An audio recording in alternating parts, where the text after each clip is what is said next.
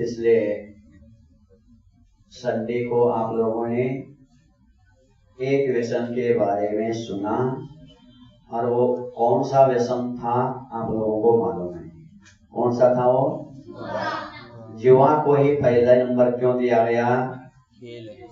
क्योंकि वो खेल है, और खेल बचपन से शुरू होता है, इसीलिए उसको फर्स्ट नंबर दिया गया है।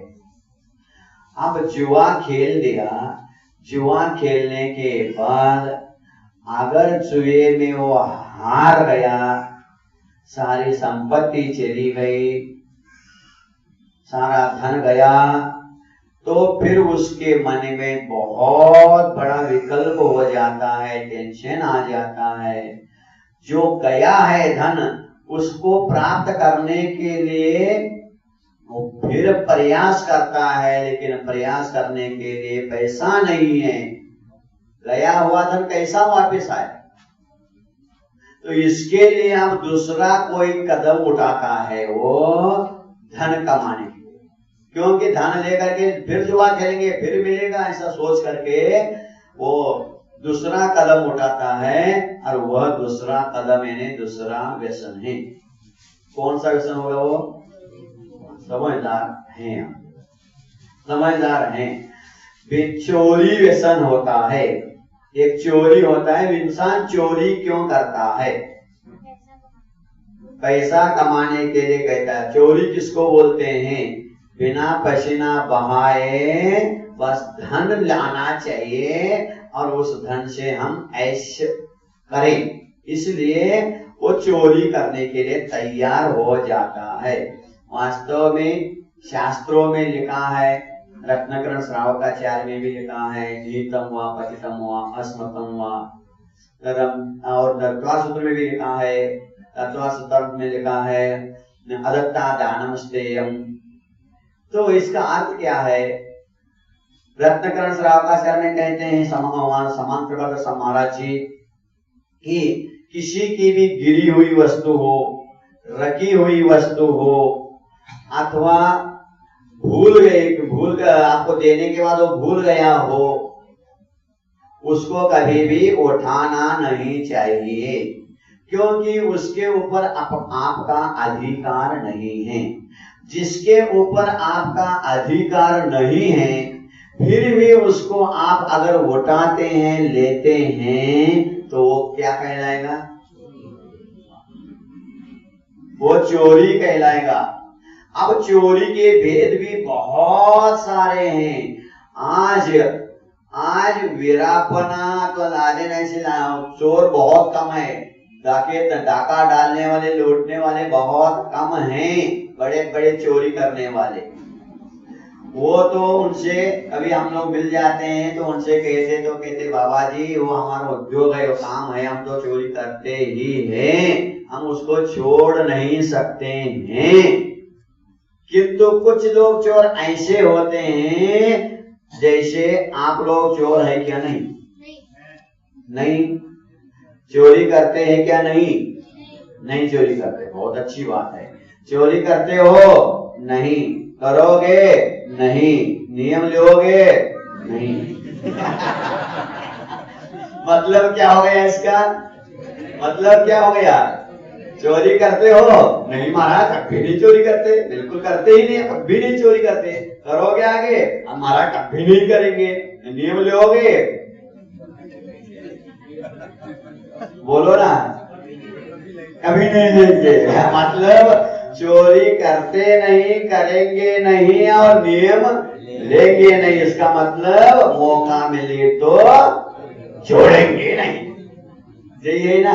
तो वो चोर तो फिर भी ठीक है। वीरापन तो चंदन चोर था, वो हाथी के दांत तोड़ के बेचता था। वो चोर तो फिर भी मालूम है सबको, वो चोर है, चोरी करते हैं, चोरी छोड़ नहीं सकते। लेकिन आप चोरी करते नहीं, चोरी करेंगे भी नहीं, और नियम लेंगे भी नहीं। मतलब वो आप बोलो, वो खतरनाक है या ये खतरनाक है? अब बोलो, इधर तो लोगों से कह रहे हम कभी आज तक चोरी किए नहीं और करेंगे भी नहीं, और गुरु कह रहे नियम लो, लेंगे भी नहीं। मतलब मौका मिलेंगे तो छोड़ेंगे बोलेंगे नहीं।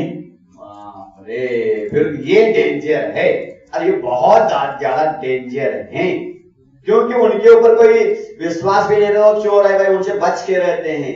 लेकिन इनसे कैसे बचे भाई, ये चोरी करता ही नहीं, अच्छे आदमी है और मौका में छोड़ता नहीं है, उनको मालूम कहाँ होता ही है। तो ये चोरी सबसे खतरनाक वस्तु है, क्योंकि चोरी करना एक बहुत बड़ा पाप है, बहुत बड़ा पाप है ये भी। क्यों? चोरी करोगे तो जिसकी वस्तु है वो वस्तु आपने चुराया तो उसके दिल की गति को नाप लेना। कैसा होता है, बाय चांस आपकी ही वस्तु किसी ने चुरा ली, बैठे हो आप, अब बैठे बैठे समझ लो बाय चांस पीछे से कोई आपका मोबाइल चुराया, तो आपको कैसा लगता है? सही से बोलना, अच्छा हो पीड़ा चली गई, अब बहुत बढ़िया हो गया, ऐसा कहोगे? ऐसा क्या होगा आप लोगों को? उस समय आपके हार्ट के प्लस, हार्ट के ठोके, नाड़ी के ठोके मोजने नापने लायक होते हैं। कैसा कहाँ गया, कहाँ अभी तो था, कौन ले गया, कैसा हो गया, अभी तो नया लाया था, क्या हो गया, बिल्कुल ऐसा टेंशन हो जाता है। अब क्या करे, कैसा करे, क्या करे, कैसे? अब उन्हें सुनील को तो कुछ नहीं, उनके पास तो दो मोबाइल, एक है तो एक दूसरा है। दो घूम गए, चेतन भाई ये बता रहे हैं। दो घूम गए आपके? कोई आपको दो घूम के तो चार आ जाते हैं, आपके पास थोड़े कम है, आप कौन आपको पसीना बहाना है? आपको पसीना बहाना है? चेतन जी भैया जी, हाँ, ए सुनील जी भैया जी, आपके नाम राशि दो मोबाइल ले आओ जी साहब, कौन सी रही बोलो। आपकी बात ही अलग है ना। लेकिन जो कमा करके दिन भर कमाते हैं, शाम को जो बंडल आता है वो चोरी चला जाए तो क्या हालत होती है, उनसे पूछो क्या होता है। चोरी भी सबसे बड़ा पाप है, ये भी एक व्यसन है। ये व्यसन एक बार लग जाए तो क्या होता है। एक घटना, सत्य घटना में याद आ गई। शांति सागर महाराज जी, आचार्य शांति सागर महाराज जी शिखर जी के लिए यात्रा कर रहे थे, और बहुत बड़ा संघ भी था, श्रावक भी, हजारों के तादाद में उस समय पैदल, सारे लोग पैदल उनके साथ विहार कर रहे थे। और उसमें एक चोर भी था, यहाँ शिखर यात्रा कर रहा है, महाराज के संग में है और यात्रा कर रहा है। चोर था और चोरी करता था। अब चोरी करता था, एक बार पकड़ में आ गया, महाराज को बताया लोगों ने, उसको लेकर के महाराज ये ऐसा करता है। महाराज का ये गलत है, तुम शिखर जी जा रहे हो, ऐसे क्यों करते हैं? महाराज गलती हो गई, आज से कभी जिंदगी में चोरी नहीं करूंगा।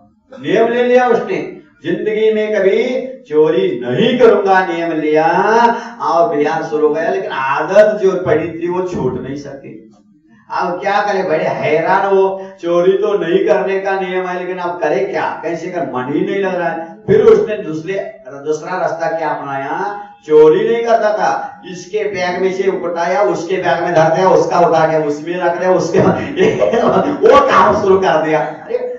अरे महाराज हम चोरी मत, महाराज फिर हमारा मान चोरी, हमारा मोबाइल गया, हमारे पैसे गए, क्या हमने, तो सब लोग अरे ये हमारे बैग में कैसा आ गया, ये हमारे बैग में आ गया। फिर लोगों को समझा भाई क्या बात हो गई।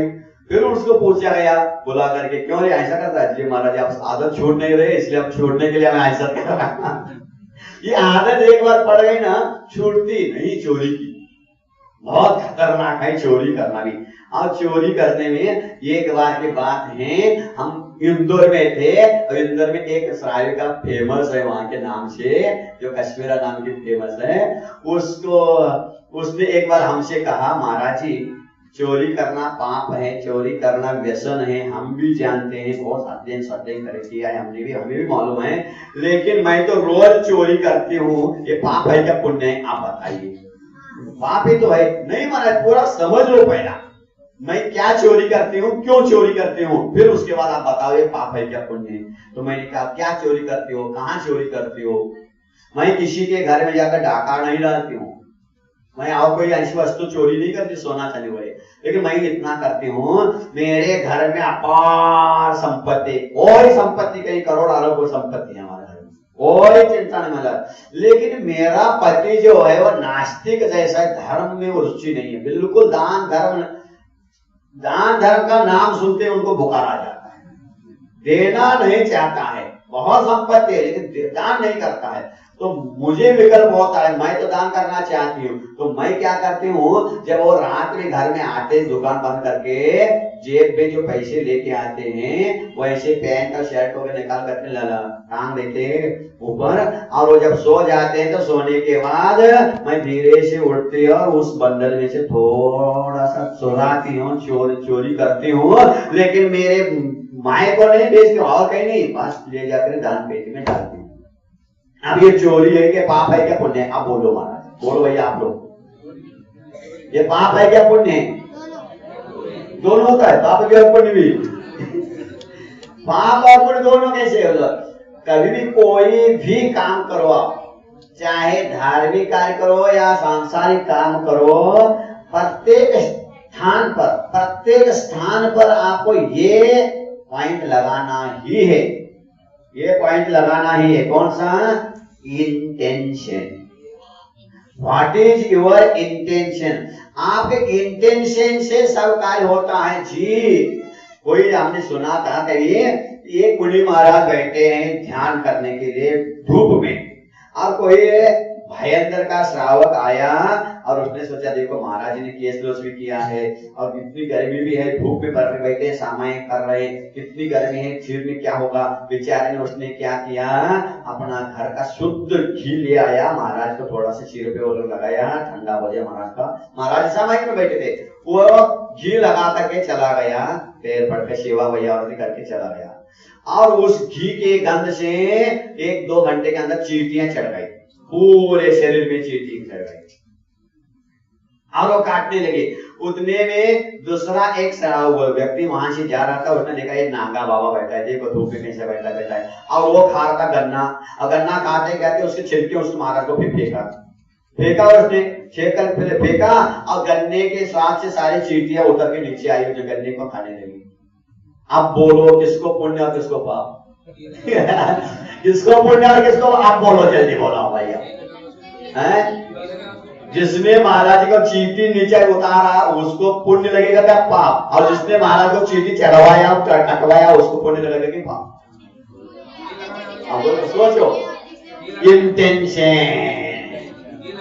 इंटेंशन यहाँ आएगा आपका intention. Wrong intention is a strong tension, right intention no tension। Intention हमेशा राइट रखो। सोच आपका क्या है?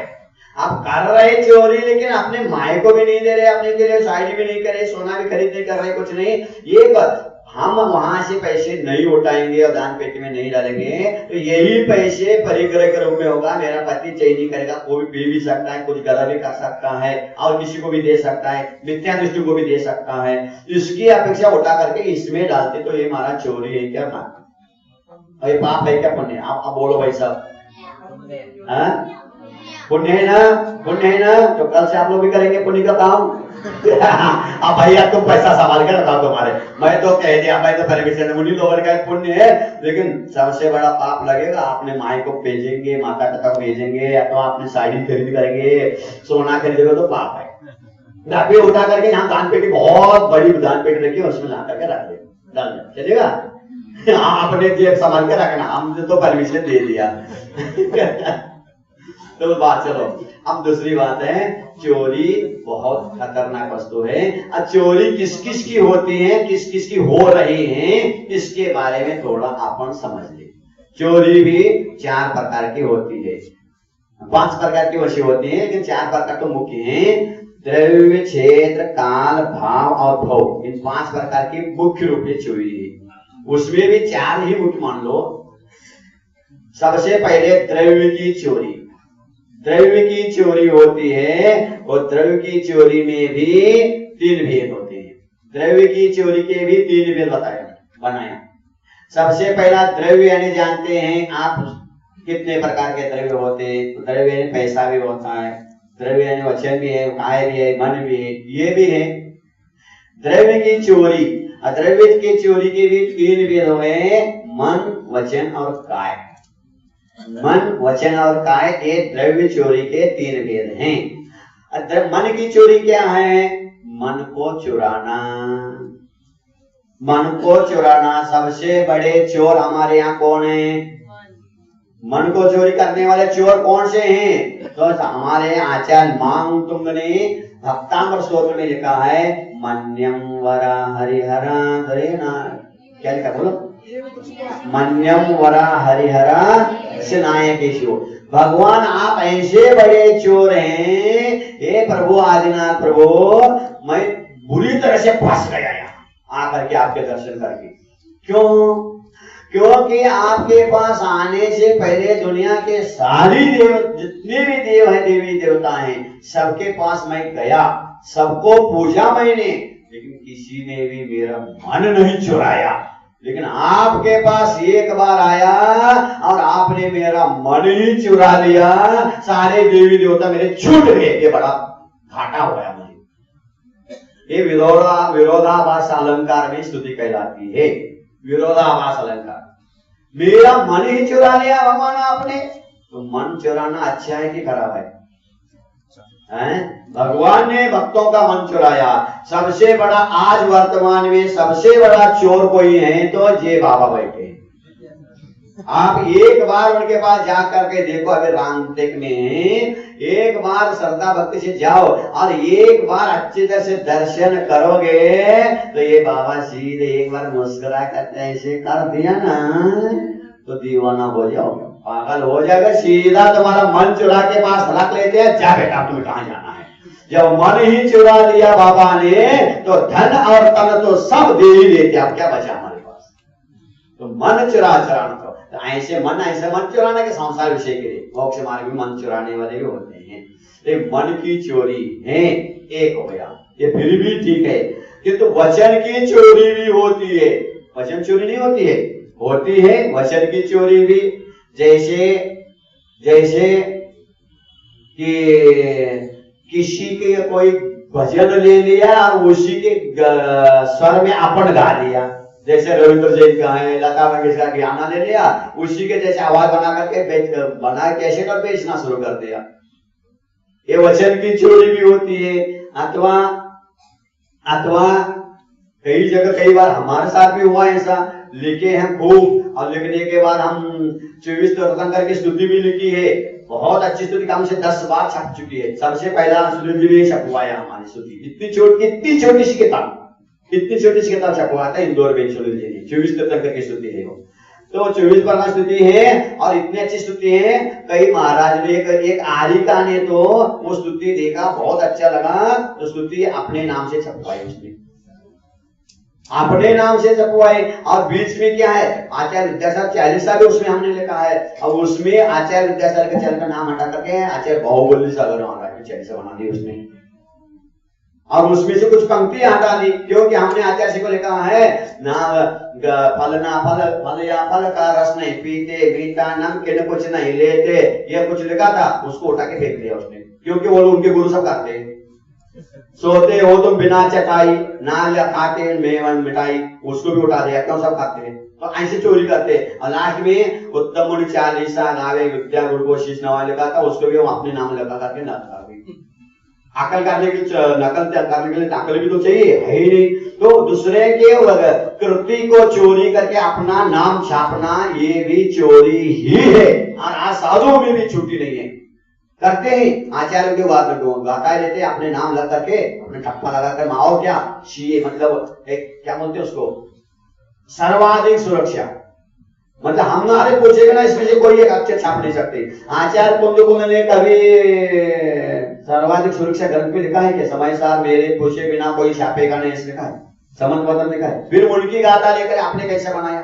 ये भी चोरी ही है, ये वचन चोरी, मन चोरी, वचन चोरी। और तीसरा काय की चोरी, तीसरी काय की चोरी, अरे काय की चोरी,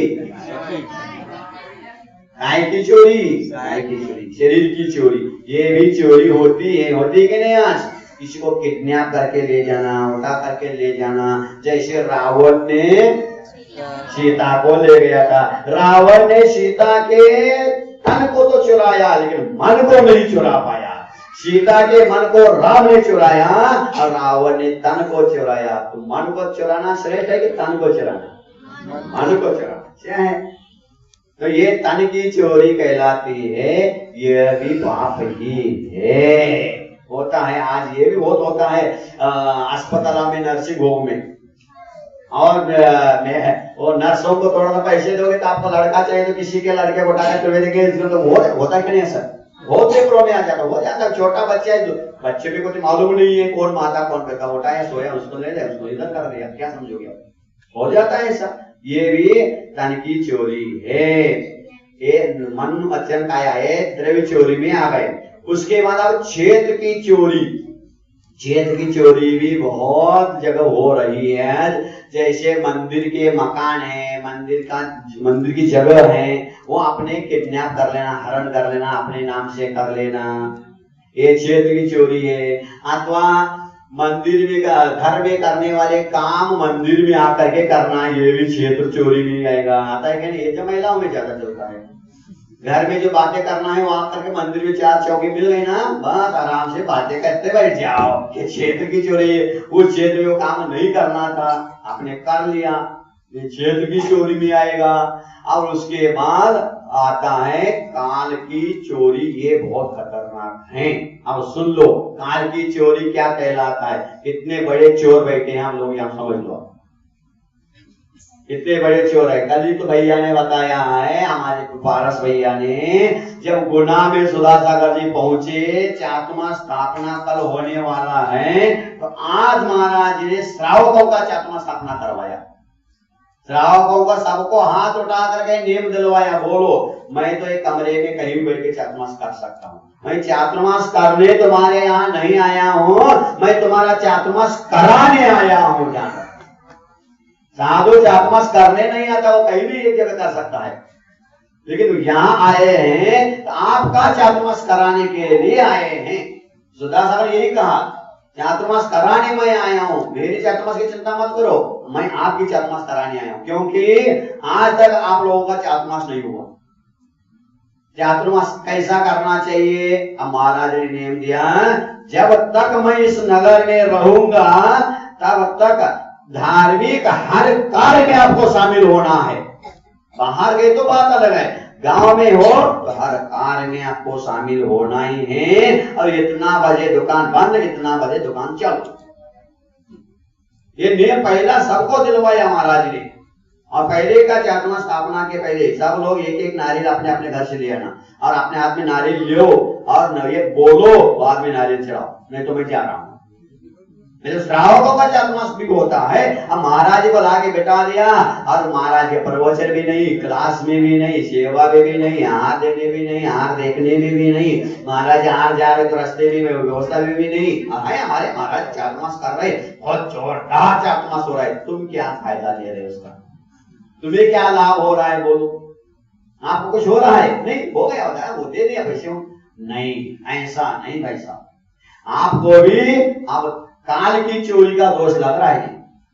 काल की चोरी का दोष लग रहा है। श्रावकों के लिए 3 पुरुषार्थ बताया है शास्त्रों में। कितने पुरुषार्थ? मुख्य पुरुषार्थ कितने होते हैं?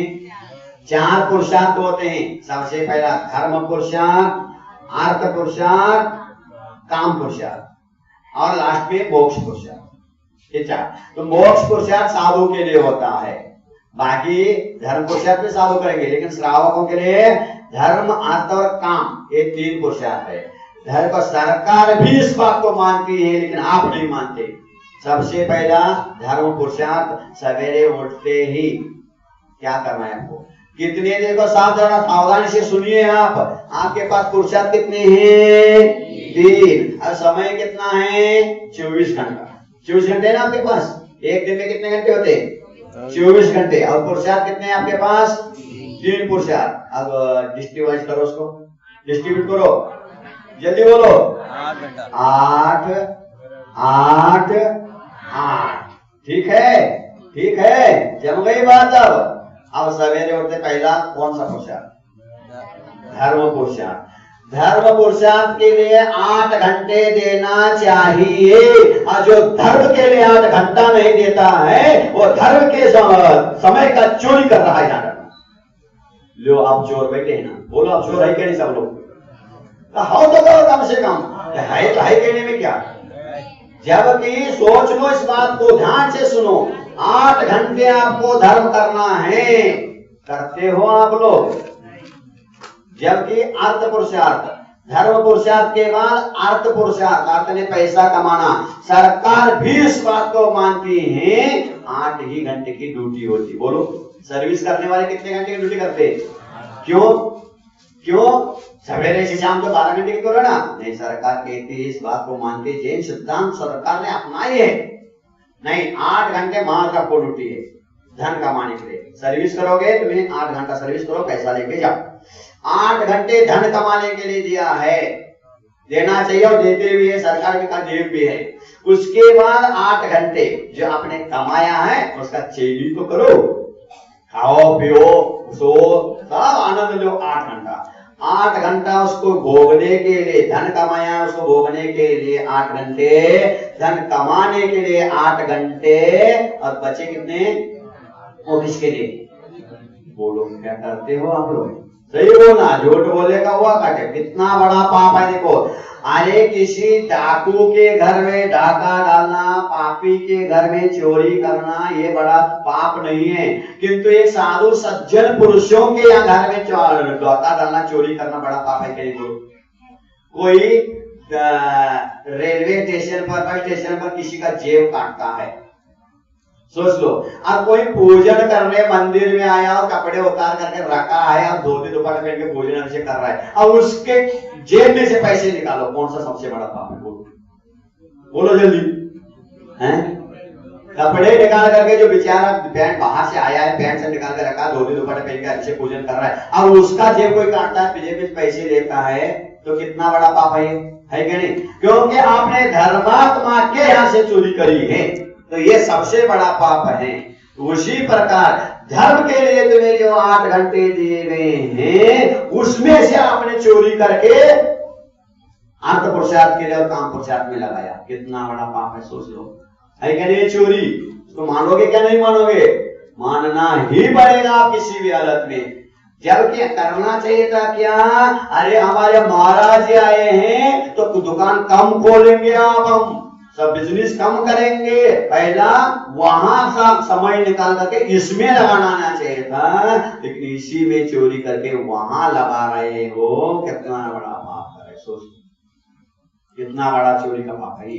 इसीलिए आप काल की चोरी बहुत हो रही है। 8 घंटे कहा है, लेकिन 8 घंटे नहीं महाराज, 1 घंटा मुश्किल से हम दे पाते हैं। तो यहाँ 1 घंटा मुश्किल से धर्म में जो देगा तो उसका क्या होगा, सोच लो क्या होगा। पहले तो ये बताया था मैंने और एक बार आपको, आगरा में ग्वालियर में कहाँ हुआ था महाराज का, वहां पे तो कोई विलान हो रहा था, तो महाराज ने ये विलान जब तक नहीं होगा तो ये दुकान कोई नहीं खोलेगा। बहुत लोगों ने माना, लेकिन कुछ लोगों ने माना नहीं, और जबरदस्ती वो 8 दिन का विलान आया, वो तो दुकान बंद के बैठे हैं, बैठने दो, अपने को क्या अपनी दुकान खोलना है। कई लोगों ने दुकान खोला और 8 दिन में वो दुकान बंद थे, ये जिनके सब लोग गिरा गिनतियां चले गए, सारा माल बिक गया इन लोगों का, सारा माल बिक गया। अरे खुश हो गए, मूर्ख, क्या धर्म में मिला और बोली ले लिया और पैसे तुम्हारे चले गए, समय बेकार चला गया। देखो हमने दुकान खोला, सारा माल हमारा बिक गया भाई साहब। हमने तो गुरु को माना है, गुरु ने कहा दुकान बंद करो, अब गुरु जाने गुरु का काम जिन्हें हम नहीं जानते हैं, उनका माल वैसा का वैसा दुकान में बचा रहा, इनका सारा माल बिक गया। और 8 दिन के बाद जब दुकान खोलने की नौबत आए, 8 दिन के बाद आए दुकान में खोलने के, दुकान खोला, सारा माल भरा था, पड़ोसी वालों का सारा माल खत्म हो गया, और उसी दिन रात में डबल व्यापार हो गया, मतलब भाव बढ़ गए सबके, और सबके इतने डबल भाव हो गए, जितना माल बचा था सारे में डबल भाव में बेचा, वो देखते रह गए। अरे ये क्या हो गया, ये क्या हो गया, तुम्हारा माल खत्म, आप क्या बेचोगे? ये डबल भाव में बेच गए, जैसे मत उससे भी ज्यादा फायदा हो गया। अब कैसे भाई साहब, अच्छा लगा? इधर पुण्य भी हमने कमाया और धर्म भी और धन भी, दोनों मिल गया। अब तुम देखे उधर से भी गया और इधर से भी गई, अब कैसा लगा? अरे धर्म के लिए समय दोगे, कहीं ना कहीं से तुम्हें मिलेगा ही मिलेगा, पता नहीं पड़ेगा कहां से आ रहा है। इसीलिए ज्यादा से ज्यादा आप समय धर्म के लिए दे दो, क्योंकि महाराज को यहाँ बुलाया है, चातुर्मास के लिए बुलाया, चातुर्मास करवा रहे हो तो कम से कम दिन में एक बार तो आ करके हाजिरी लगा करके आपको जाना ही है। और नहीं जाओगे तो मैं बुलाऊंगा नहीं, तुम्हारा दुर्भाग्य। घर में नल के लिए पानी आ रहे हो तो आधा घंटे सिट्टी बजाया, तुम्हारे टावर के बाद 2 बजे पानी आने वाला है, अरे वो सिट्टी बजाता होगा भैया 2 दिन से हम जाग रहे हैं, हम नींद आइए सो जाओ। फिर क्या वो चिट्टी वाला चिट्टी बजा के गया, चिट्टी बजा के गया, 1-2 घंटे के लिए पानी आया था, उस समय तुम आप चिंता करके सो गए, उसके बाद जग गए तो क्या लोटा लेके भाग गए, अब दे भाई 1 लोटा पानी दे दो पीने के लिए। क्या हो गया वैसा पापा, अपने आए तो उस समय क्या गए थे यार, हम उस समय सो गए थे। अब कौन देगा तुम्हें पानी, कौन देगा? उस समय सो गए। जब नल में पानी आता है उस समय पानी भरोगे तो पानी मिलेगा, नहीं तो पानी गया तो 1 दिन या 2 दिन आएगा नहीं। उसी प्रकार ये सिट्टी बजाने आया है, अरे जागो। हाँ तो 4 महीने, उसमें भी 1 महीना खत्म हो गया, बचे हैं 1.5 महीने 2.5 महीने बाद। अब वो भी देखते देखते चले जाओगे, बाद में जैसे खाली खड़ा रह जाएगा। देख लो, इसीलिए कल नहीं परसों बहुत जोरदार कार्यक्रम कर रहे हैं। एक भी ऐसा घर नहीं रहना चाहिए जहाँ के घर के जोड़ी नहीं बैठे हो। यहाँ के अध्यक्ष साहब ने, आपने प्रफुल्ल भाई ने, दीपक ने, सबने कहा महाराज 150-200 यहाँ परिवार हैं। 150-200 परिवार है तो आप लोग क्या करते हैं मालूम है? जब इलेक्शन आता है तो तुम्हारे जाति का नहीं, तुम्हारे परिचय का भी नहीं, कोई भी नहीं, कौन से जात का कौन से पार्टी का है मालूम नहीं, उनके तरफ से सबके घर में जाते हैं। भाई साहब बेना जी, हाँ सुकर से, हाँ बस ये हाँ कमल से, ये कहा से, वहां इलेक्शन के लिए सबके घर में, जिसके घर में नहीं जाना वहां भी घुस जाते हो और कहते हैं हाथ देख लेना, भला जा तो बता देना। वहां तो सब बताते हो, करते हो, और यहाँ गुरु कह रहे हैं भाई साहब परसों के दिन कार्यक्रम है, उस कार्यक्रम के लिए कम से कम 77 जोड़ा तो करना ही है, कमेटी वाले जाना ही है, और 77 जोड़ी से बढ़ जाएंगे तो देखो, मैं कहता हूं 77 में से एक साथ निकालो, 7 भोग के अंदर आपको मोक्ष मिलेगा, गारंटी।